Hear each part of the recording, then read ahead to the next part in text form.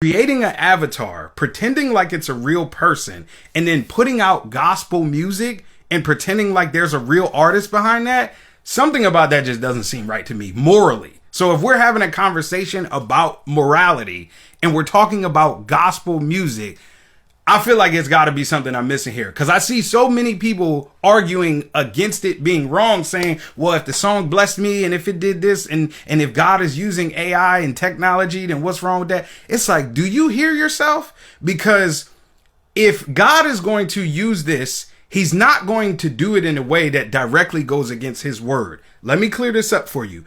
In order for you to use some of these tools, you have to literally steal from other artists. So I think Suno and Udio are in active lawsuits because the way that they produce these AI songs is by stealing from pre-existing songs and creating a new one based off of these other works that they did not have permission to take. So Yeah, so that is the big linchpin of the argument right there, where you can kind of close the door on it, in terms of like the morality aspect of stealing, right?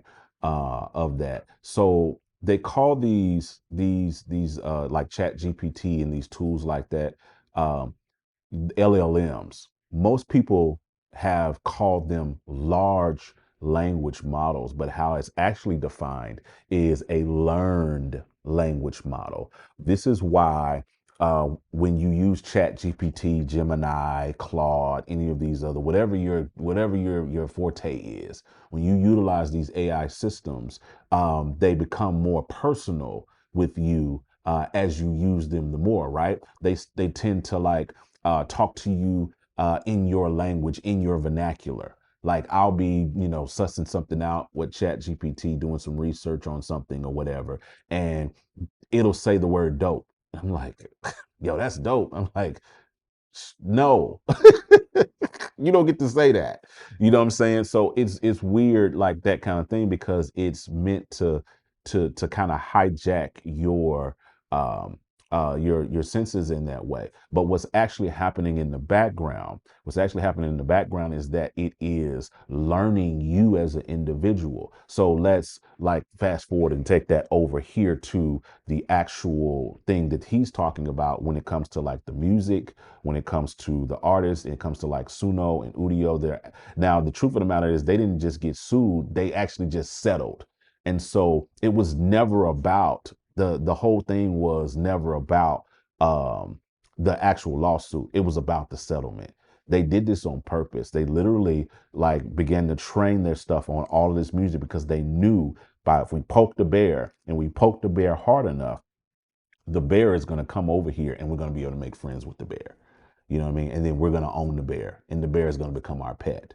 And that is it legitimately what's happening. And so now with the latest settlement that they made, which is the results of what he's talking about, they actually settled. The result of it is that now they've shook hands and now they've opened up their entire catalog to these AI companies because they've taken the mantra of if you can't beat them, just join them, because even if we sue them and they pay us all this money, guess what they're going to do? They're going to continue to train their AI, train their system on our content, even if we sue them again. And then if we sue them again, they're just going to pay the money. And then they're going to, so they say, you know what, instead of us just going back and forth and doing this song and dance, let's just shake hands and your money is our money is your money. And we just partner up and we just do this thing. So that is kind of what's happening. And as far as like how the whole system works, it's literally just pattern recognition. It's taking what they're training it on,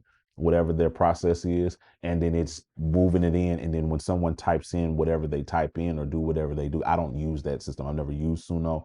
I don't have a desire or reason to use Suno or any of these AI song creation production things right there. I'd much rather do it myself. That's just how I feel about it. But you literally it literally is pattern because I've studied how it works. It's literally pattern recognition. It takes that and it builds whatever it is that you're trying to do. And if you don't know anything about music, if you don't know any that just if you just know it sounds good and it sounds good to you, you're gonna run with it. You know what I'm saying? So that's kind of the flip side of it. hear me out.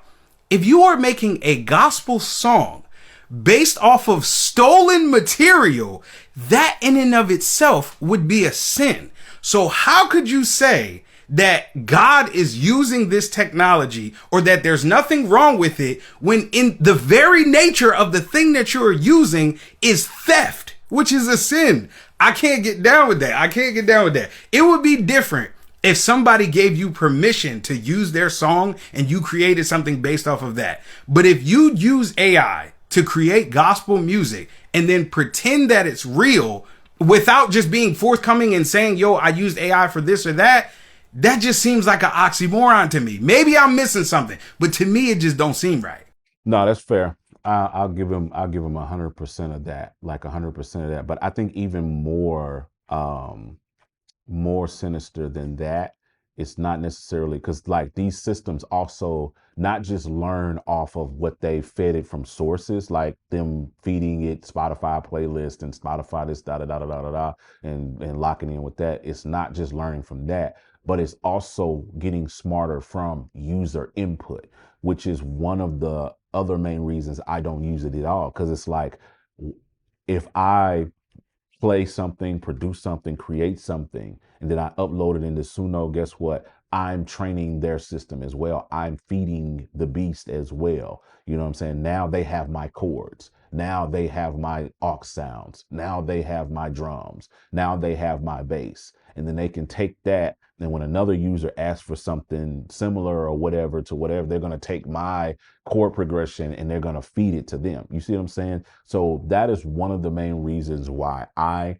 don't ascribe to it, subscribe to it, or pay. I think it's interesting. I think the technology, as the technology part of me is really like intrigued by it. It's like, yo, this is actually like the way this works, the technology works, not the stealing, not all of the other stuff, just the way the purity of what the tool does and what the technology works is very, very intriguing and very, very interesting. And I think it's actually dope how it works.